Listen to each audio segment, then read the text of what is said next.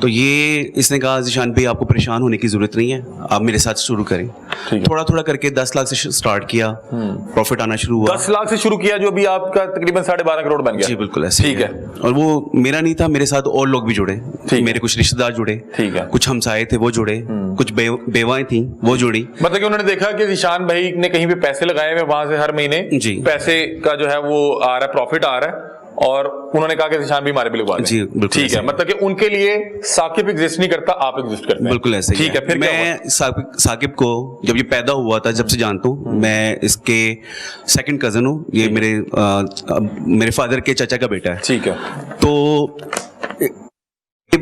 हर रोज इन्होंने हमारे घर आना। मेरे फादर जो हैं वो डायलिसिस के पेशेंट हैं। 15 दिन पहले मैं उम्रे पे गया हुआ था, तो सबसे पहले इसकी कॉल आई है कि आपके भाई का एक्सीडेंट हुआ है, आप पाकिस्तान फौरन पहुंचे, मैं आपकी टिकट का अरेंज करता हूँ। मैं पाकिस्तान आया हूँ, मेरा भाई 4 दिन वेंटिलेटर पे रहा है, उसकी हेड इंजरी हुई थी और वो उसकी डेथ हो गई। उस वक्त मैंने इससे पैसे मांगे कि मेरे पैसे वापस करें, मैं बहुत परेशान हूँ। इसने मुझे सिर्फ 5 लाख रुपए दिए और इसने कहा 5 तारीख को आपके सारे पैसे 12 करोड़ समथिंग पैसे वापस आ जाएंगे। मैंने कहा साकिब भाई मेरा वाइंड अप कर दे, मैं और मजीद माइट भी आपके साथ नहीं चल सकता, क्योंकि एक सदमा ये है मेरे भाई का और दूसरा सदमा मेरे फादर को ना ये ना हो जाए कि वो सुने कि ये फ्रॉड हो गया है और हम सड़क पे आ गए हैं। मैं अपने बाप को नहीं मार सकता, आपकी मेहरबानी है। तो इन्होंने कहा आप ज़ीशान भाई फिक्र ना करें, 5 तारीख को आपको पैसे वापस मिलेंगे। अच्छा, आप तमाम लोगों को 5 तारीख दी हुई थी? मुझे 5 तारीख दी हुई थी। एक और चीज भी है, जो यहाँ पे लोग बैठे हुए हैं, ये वो लोग हैं जिनको उसने वादा किया हुआ था और ये लेने गए तो इन्हें पता लगा वो भाग चुका है। बहुत से ऐसे लोग होंगे जिन्हें अभी ये पता ही नहीं है कि जिस शख्स के पास उन्होंने 5-5 करोड़ रुपया लगाया हुआ है या इन्वेस्ट किया हुआ है वो फरार हो चुका है। अभी बहुत से लोग जब उसकी तस्वीर देखेंगे तो बहुत से लोग और भी सामने आएंगे कि भाई हमारी इतनी रकम थी, हमारा फलाना था, हमारा ऐसे था वैसे था। यहाँ तक कि वो ये भी कह, उसके वालिद रिटायर्ड हाई कोर्ट से हैं, 2 भाई हाई कोर्ट में सरकारी मुलाजिम हैं। जो लोग सरकारी मुलाजिम हों, जिनका फैमिली बैकग्राउंड हो गुज़िश्ता 50-60 साल से, तो उन पे तो लोग भरोसा करता ही है ना। हर किसी को उसके भाई कहते थे हम हाई कोर्ट में हैं, ये हैं, उसके वाले साहब रिटायर हुए हैं 2 साल पहले। ठीक है, तो ये सारा एक पूरी गेम की गई ना।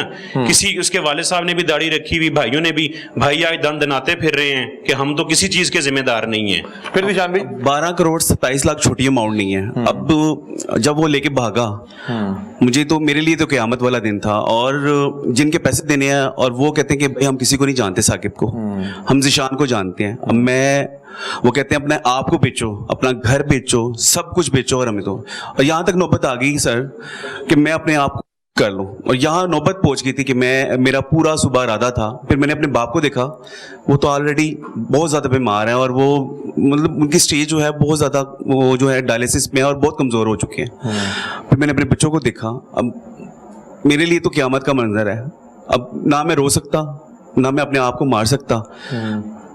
मेरे लिए तो सब कुछ खत्म हो गया, मेरी दुनिया खत्म हो गई। और जिनके पैसे देने हैं वो कहते हैं कि जो मर्जी करो आप। इसमें जो ये 12.5 करोड़ है तकरीबन, उसमें से आप के कहने पे कितने लगे हुए हैं, मतलब आपके कहने पे कितने लोगों ने इन्वेस्ट किया हुआ था? जी, इसमें कुछ जो रिश्तेदार हैं मेरे, उनके हैं कोई 7 करोड़ रुपए के करीब हैं। अच्छा। और कुछ बेवाएं थी और कुछ दोस्त हैं उनके थे। अब मैंने तो नेकी का काम समझकर उनके साथ किया कि उन्होंने मेरे से रिक्वेस्ट की। लोग मेरे पास आते थे, खुद आते थे कि यार आप काम क्या करते हैं। मैंने कहा यार मैं एक बंदे के साथ काम करता हूँ और वो इस तरह मुझे प्रॉफिट देता है।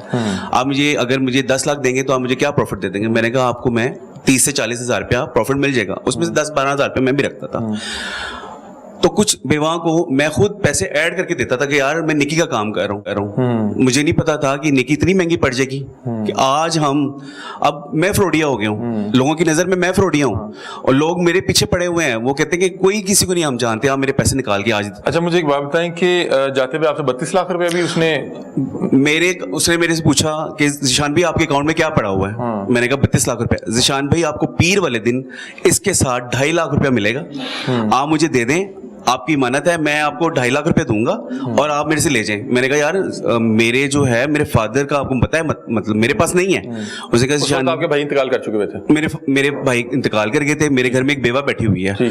तो मेरे फादर को आपको पता है मैं उनको फौरन इमरजेंसी में लेके जाता हूँ और वो अक्सर आईसीयू में रहते हैं। तो आपकी मेहरबानी है, आप ऐसा ना करें। उन्होंने कहा ज़ीशान भाई आप ट्रस्ट नहीं है। और मेरे साथ वो इस तरह बात करता था कि मेरा दिल करता था मैं सब कुछ इसको दे दूं, ठीक है। दिल करता था सारी दुनिया इसको दे दूं कि पता क्या नहीं वो उसके क्या पास आपको हिप्नोटाइज करता था, ये क्या? उसका अल्फाजों का चुनाव ऐसा होता था कि वो ऐसे लगता था कि ये एक फरिश्ता है हमारे लिए। मतलब कि वो जो 32 लाख आपके पास कैश पड़ा था आपने वो भी दे दिया? वो मैंने 32 लाख भी दे दिया, और उसको पता है कि मेरे फादर के पास रोज उसके फादर ने आना, उनकी टांगे दबानी, उनकी खिदमत करनी, अभी रोज कौन-कौन हॉस्पिटल गायब हुए पहुंचना। हैं? सर उनके फादर, उनकी मदर और उसके बीवी बच्चे सब गायब हुए हुए हैं। ठीक है, जो एक इंसान की इमीडिएट फैमिली होती है वो वो सारी सब गायब। कुछ हो गया और मेरा बैंक जीरो करके चला गया, और उसको ये नहीं पता कि हम खाएंगे क्या, खाना छोड़े सर उसको तो ये वो कहता है सड़क पे जाएं, सड़क मरे ये लोग, हमें आप मार के चला गया वो यहाँ करोड़ों पर। से रोड पे आ गए, हम रोड पर सड़क पर आ गए। ऐसा ही है। ये